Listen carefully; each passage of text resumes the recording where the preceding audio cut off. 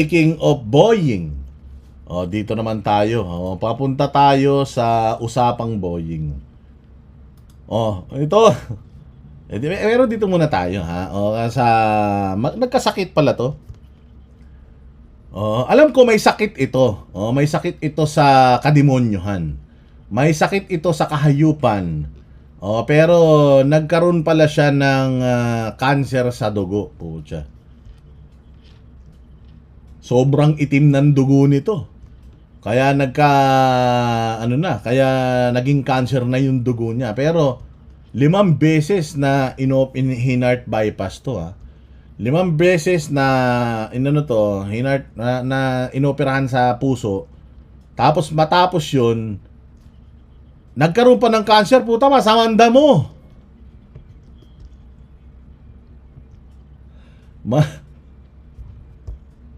Masamanda mo, no? Pag masamanda mo talaga, matagal mamatay, eh.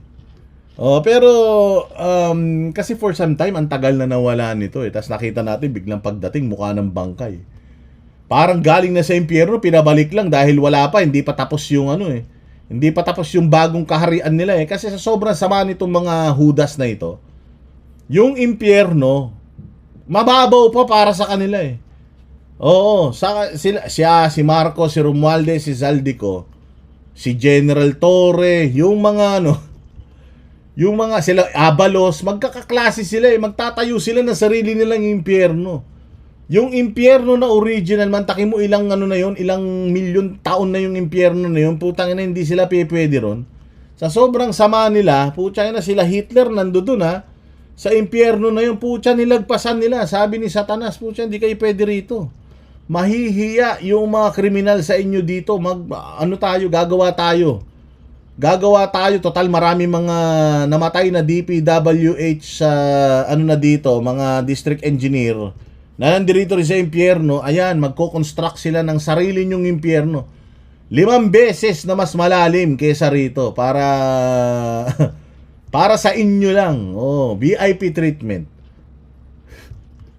Ganon katindi. Mantakin mo, ilang beses na siyang kinakawit ni kamatayan, hindi siya namamatay. 5 beses na inoperahan sa puso, tapos nagkaroon pa ng cancer. Pero ang galing, no? Ang galing. Congratulations sa Secretary, Ombudsman pala. Dating Secretary at Ombudsman Boeing, dahil nagsawa si kamatayan kakaantay sa kanya. Sabi ni kamatayan, putangin to. Kawit ng kawit si kamatayan na ganyan, di tumatalab yung karit niya. Sabi, putangin na, umano na yung karit ko, pumurol na, kakapalakol ko sa kanya. Putya, hindi niya masikwat-sikwat, ibang klase. Pakinggan natin tong balitang to. Mahigit 1 taon ng cancer-free si Ombudsman Boying Remulla. Yan ang paglilinaw ng opisina niya matapos niyang ibunyag na nagkasakit siya ng leukemia matapos maoperahan sa puso. Nasa frontline ng balitang yan, si Ian Suyo. Na-diagnose daw na may leukemia o cancer sa dugo si Ombudsman Boying Remulla noong 2023. Pero ang galing, no? Yung mga sakit niya gumaling, pero yung sakit niya sa kasamaan, hindi gumaling. Masamang tao pa rin siya hanggang ngayon. Sabi ko nga sa'yo, kung ako siguro, tinapik ako ng Panginoon na ganyan, yung muntik akong mamatay, talagang aayusin ko yung buhay ko. Mantakin mo, 5 beses siya muntik mamatay kasi matindi yan. Yung mga heart surgery na yan, or heart operasyon sa puso na yan, bawat operasyon, delicate yan kasi puso mo pwedeng huminto, eh. Pero ito matindi, 5 beses siyang inoperahan sa puso. Tapos, nagkaroon pa siya ng sakit sa dugo. Yan, sabi ko nga, ibang klase. Kung ako naman ang gano'n, tapos binigyan ako ng pagkakataon pa ni Satanas, hindi, palagay ko, hindi Diyos nagbigay ng pagkakataon dito. Hindi mamabait na tao to, eh. Pag ito talagang pumunta na sa huling hantungan, talagang dun to sa impyerno punta nito, sigurado ako, eh. Mantakin mo, hindi ka pa nagrepent. Sa bagay, kung ang bumuhay sa'yo, hindi naman Diyos, Satanas, talagang hindi ka magre-repent, itutuloy mo. Binuhay siya para ituloy niya yung kanyang kasamaan. Dati sa Department of Justice, ngayon dito na sa sa ombudsman. Pero huwag ka masyado matakot sa ombudsman, kayo naman. Alam mo yung ombudsman na yan, yung ombudsman na yan, walang ano yan, walang pangil yan. Ang kaya lang gawin ng ombudsman, magpapresko na magpapresko para sirain yung pangalan mo. Oo, pero it's still up to Sandigan Bayan kung ano yung kanila, kung kakasuhan kanila. And sa pagkakaalam ko, ang pinakamataas na korte pa rin sa Pilipinas ay Supreme Court. So, kung halimbawa ako, kinasuhan ako ni Boying sa ombudsman, halimbawa, taga-gobyerno ko.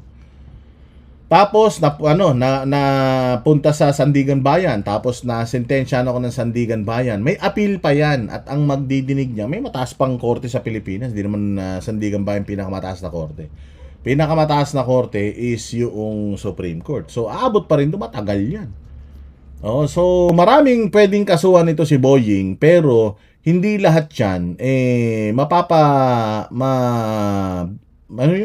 masisintensyahan. Kasi it's still up to Sandigan Bayan, and kung after ng Sandigan Bayan, pwede pang mag-appeal sa Supreme Court. It's up to, yan yung proseso na dadaanan yan. Kaya nga ito si Boying, pumunta yan dyan sa ombudsman, hindi naman talaga para para ayusin or patinuin yung mga kawatan sa Pilipinas. Pumunta yan dyan para bukod sa media at social media na naninira sa mga kalaban nila sa politika, siya ay nasa posisyon para gawin yun. By means of what? Kasi kung ano ang ginagawa niya sa DOJ dati, ganun lang din ang ginagawa niya ngayon. Walang ebidensya, pero kapag ka sa isip niya, ikaw ang may kasalanan, ididiin ka niya. Ididiin ka niya. Kita mo na nga lang yung kagunggungan na ginawa niya. Dinismiss na pala ng ombudsman mismo, opisina niya mismo ang nag-dismiss doon sa kaso ni Villanueva, pero pinakakalkal niya pa, kung di ba naman OGAG, di ba alam mo talaga na yun ang trabaho niya, na ang trabaho niya is ilihis talaga yung mata ng tao sa totoong mga issues ng gobyerno. Ano ba issue ng bayan? Ang issue ng bayan, flood control project 2025 na corrupt na budget, pinirmahan ng presidente. Tapos ang appropriations sa chairman ay magnanakaw di umano na si Zaldico na tao ni Romualdez. Yun dapat ang tinututukan pero saan ka? Naka-focus siya doon sa mga corruption na nangyari nung mga nakaraan pa. May mga naisampa na kaso na yan. So, bakit hindi natin unahin yung mga pwede nating sampahan na yun habang nasa maleta pa yung mga pera na yan? Baka sakaling makonsensya mga hudas na yan at ibalik sa atin yung pera na yan. Dapat yun ang inaatupag. Pero hindi ang inaatupag. Sino? Si Bongo. War on drugs. Salin ni Inday Sara. Putang ina niyan. Di ba? Di ka ba naman maiinis niya? Huwag nyo masyadong kasi halatang-halata, mamaya maririnig nyo kung ano ba talaga ang trabaho ng ombudsman. Sa isang panayam sa URL ni Lucy Cruz Valdez, sinabi ni Remulla na nagka-cancer siya matapos ang quintuple bypass heart surgery noong kalihim pa siya ng Department of Justice. At nung pagaling na ako, ay na-diagnose naman ako ng cancer. Ito yung dugo na galing sa aking anak. So yung anak mo yung... Anak ko, full match kami. Buti Kaya na lang. naka-recover ako at mukhang maganda naman ang prognosis. Paglilinaw rin ng Office of the Ombudsman, mabuti na ang kalusugan ngayon ni Remulla. Isa't kalahati. Pero alam mo, sa totoo lang din to, pandurugas to. Alam mo kung merong sikreto? Ito sikreto. O ibig sabihin, during those times na nakikipag-agaw buhay siya, nakikipag-agawan siya kay kamatayan, o kung sinong mas masama ang ugali sa kanila.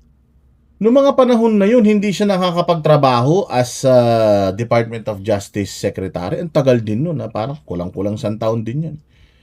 Hindi yan nag-leave of absence.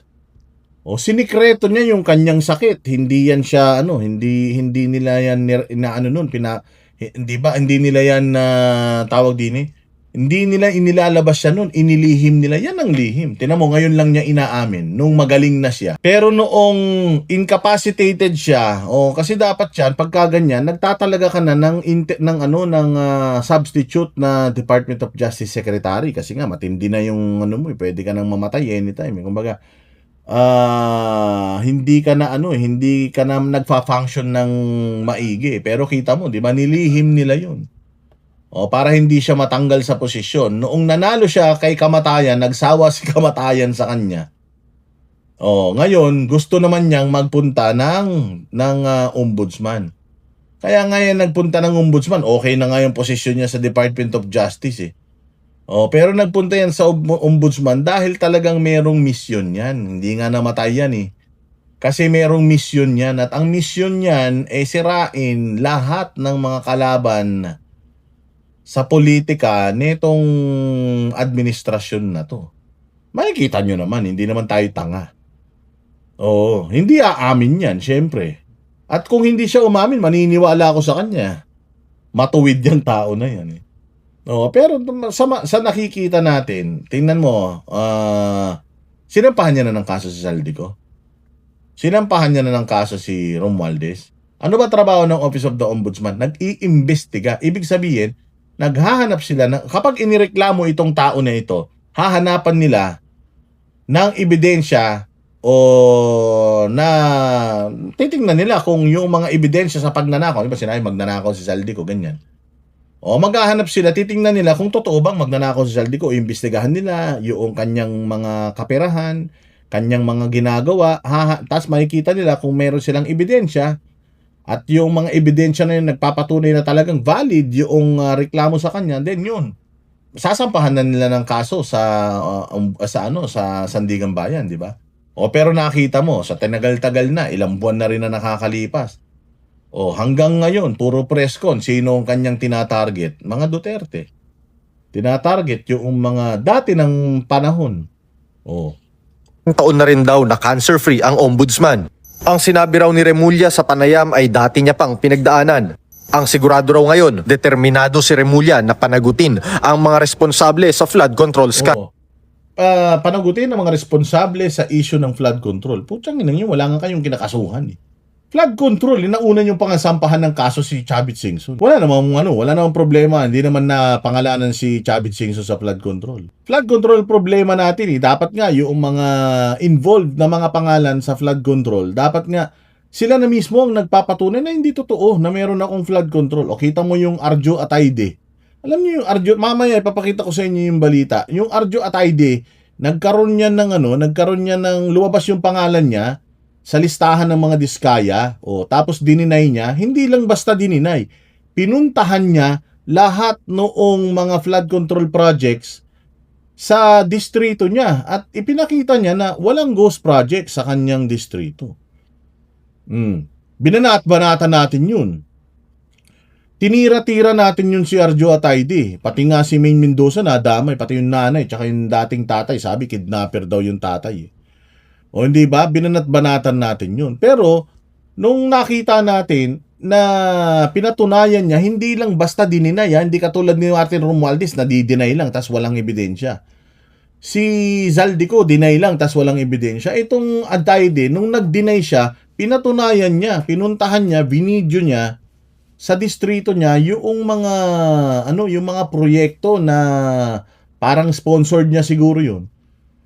At naipakita niya na gumagana, mantaki mo sa pito na kaso niya sa 7 proyekto niya, 5 yung natapos, yung 2 meron lang problema, technicality siguro, hindi ba? May mga ganyan niya, right of way, mga ganun. May mga issues kaya hindi pa nagpo-push through, pero ongoing yung project. So, at least yun, nakikita natin na bukod sa pagdi-deny, kaya nga yung mga pinangalanan ni Diskaya, kung talagang matitino kayong lahat, kayahin nyo yung Arjo Atayde. Lumabas yung mga pangalan ninyo, o kayo mismo ang mag-clear sa mga pangalan nyo, kasi, di ba sabi nila, ang tawag nun? The burden of proof, ibig sabihin, yung pruweba na magnanakaw ako, dapat manggaling doon sa mga nag-aakusa sa akin. Pero si Arjo Atayde, ginawa niya, hindi ko na kailangan antayin yun. Kung matino ako, ako na mismo ang magpapakita sa kanila, wala talaga akong ginawang kasalanan. 'Di ba? Ganun dapat. O kaya yung mga dapat nakalista doon sa mga nakalista sa listahan nila Diskaya, sila Roman Romulo, sila Teodoro, dahil mga pangalan doon eh. Dapat ganyan na rin ang gawin nyo. Kayo na mismo, wag nyo nang antayin na may lumabas na ebidensya sa inyo para matapos ang chismis sa inyo. Kayo na mismo magpunta sa mga distrito nyo, ipakita ninyo na hindi totoong may ghost project, kasi pag hindi nyo ginawa yan, malamang sa malamang, totoong may mga ghost project kayo. Skandal. Mukhang isa rin sa tututukan ay ang kaso ni Senator Joel Villanueva.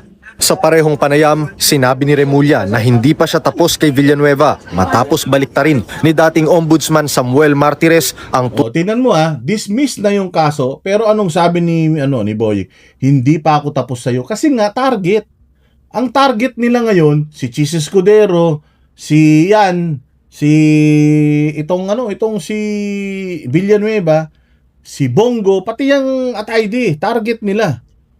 Oo, target nila kasi nga, lumalabas yung mga pangalan nila at ang naglalabas ng mga pangalan nila, alyado ng administrasyon eh. Lumalabas, diversion talaga. Oo, yung mga tao na wala namang kinalaman, yun yung mga pinipilit nilang paimbestigahan. O, tapos,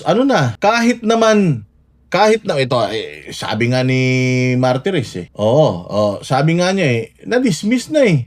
Bakit hindi ka pa tapos? Napahiya kasi, mamaya mapapakita pa tayo ng mga video tungkol dyan. 2016 dismissal order ng senador. Pinapalabas daw ngayon ni Villanueva na hinaharas siya dahil sa kasong ito. Tama ba yun? Di ba? At hindi lumabas yan sa ating lahat. People of may interest sa taong bayan. Binoto natin ng tao.